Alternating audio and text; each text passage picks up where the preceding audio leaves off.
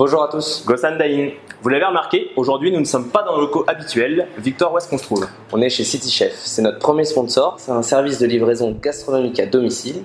Et pour cette recette, ils nous ont gentiment prêté leurs locaux. Pour cette recette de petit déjeuner islandais, on avait déjà fait l'apéro, le goûter et le brunch. Et donc aujourd'hui, on va vous préparer un petit skyr avec une confiture de cerises à l'hibiscus et du porridge. C'est parti pour les ingrédients.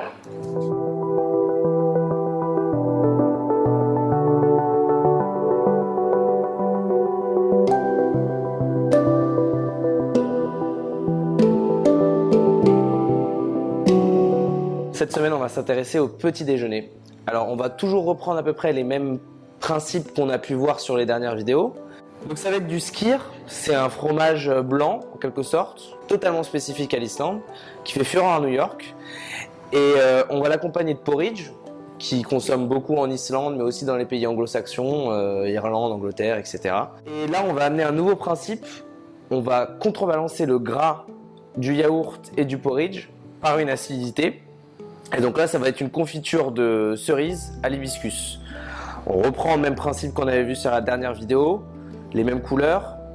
Là, cerise c'est rouge, hibiscus c'est rouge. L'hibiscus c'est une fleur de montagne qui va apporter un côté floral, puisque c'est une fleur et acide. Allez, c'est parti pour la recette. Donc on va faire du fromage, c'est une grande première pour moi, j'ai un peu peur. Équipez-vous si vous pouvez d'un thermomètre. Voilà, merci monsieur. Donc là, je vais prendre mon lait. Et je vais devoir le porter à pré-ébullition, c'est-à-dire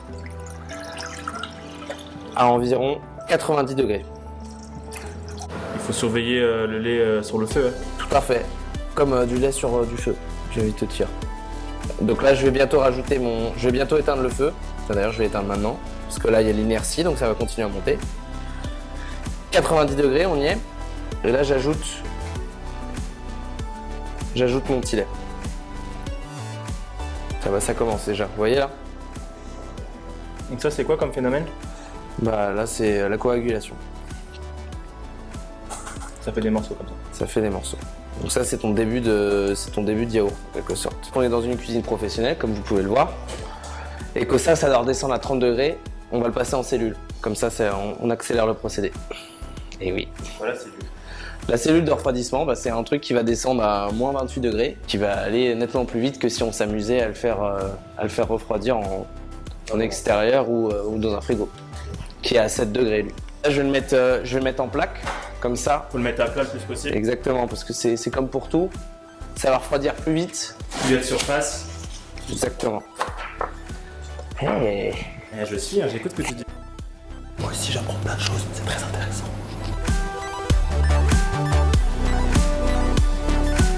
On voit déjà des morceaux. Ouais.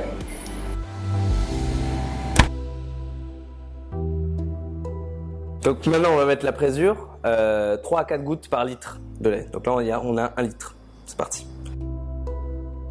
Ça y est, on a laissé travailler la présure environ 30-35 minutes. On a ce qu'il nous faut pour une personne, donc on va pas se prendre la tête, on va le passer. Par contre chez vous, si vous voulez un rendement nettement supérieur, vous le laissez comme prévu la présure travailler environ 5 heures. Donc idéalement, si vous pouvez faire cette recette la veille, ce sera mieux. Donc là maintenant, je le passe dans un chinois étamine avec un linge. Hop. Là, on voit le yaourt qui reste. Deuxième partie de la recette, la petite confiture de cerises à l'hibiscus. Donc là, ils sont séchés, les pétaux. Donc du coup, on va devoir les réhydrater. Donc là, je vais simplement faire chauffer de l'eau. Je prends une gousse de vanille. Donc vous avez vu, je l'ai écrasé pour l'aplatir, comme ça c'est plus facile à tailler en deux. Et là, je récupère bien les graines. Je savais pas qu'il y avait des graines de vanille. C'est ça qui donne le goût? Bah, tu savais pas ça? Non, je savais pas qu'il y avait des graines. Bah, c'est ça qui donne le goût, bien sûr. Ça, je le jette pas. Je le mets dans mon eau et je rajoute un peu de sucre. Vraiment l'équivalent de 2 cuillères à soupe. Il faut bien que mon sucre soit dilué, là c'est le cas. Et maintenant, je verse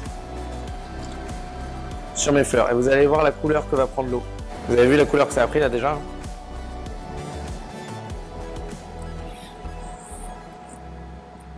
Voilà, donc c'est acide et c'est floral.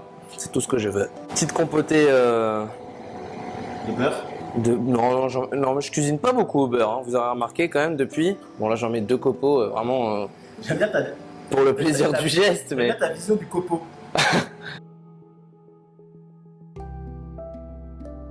c'est une noisette. C'est une noisette. Ok, pas plus que ça. Je verse mon sucre. Je veux pas qu'il caramélise. Hein. Pourquoi faut pas qu'il caramélise? Je veux juste qu'il fonde. Je veux pas qu'il caramélise parce que sinon ça va apporter un goût. Ah d'accord. Et moi, je veux rester pur. Léger beurre noisette. Je déglace à l'eau d'hibiscus. Et donc là, à partir de ça, donc vous voyez là, c'est à peu près à mi-hauteur à peu près. C'est une réduction quasi totale du liquide. Comment ça devient? C'est sirupeux. Donc on voit que c'est sirupeux comment? Bah, déjà au visuel parce que ça brille. Mais surtout, regarde, vous pouvez le faire avec le dos de la cuillère. Donc là, ça couvre le dos de la cuillère. Si je fais ça, vous voyez, ça se, c'est net, ça se, comment dire, ça se reforme pas. Il y a une séparation.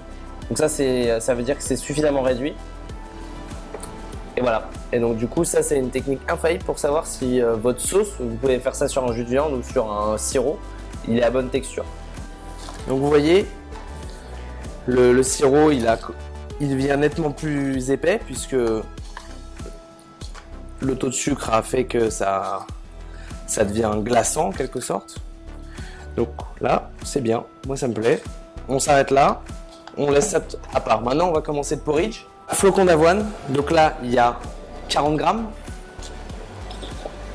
pour 25 centilitres de lait. Et là, environ 25 grammes de sucre. Hop. On filme au contact. Ça sert à quoi de filmer? Bah, c'est pour pas que le lait d'une déborde quand on va le mettre dans le micro-ondes. Et de deux, pour qu'il y ait aucune évaporation. L'avoine va faire le reste. Ça va devenir une masse.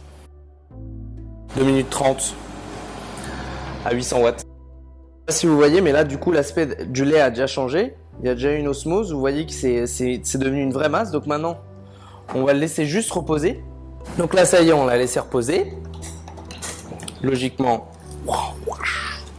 Alors le porridge, il faut pas que ce soit du plâtre, hein, sinon c'est vraiment pas agréable. No. Je rajoute une noisette de beurre. Pas la noisette? Bon, ça va, c'est une petite noisette. Hop, tac, tac, tac. Vous voyez, donc là, faut que c'est assez, c'est onctueux. C'est un peu la texture d'un riz au lait, tu vois.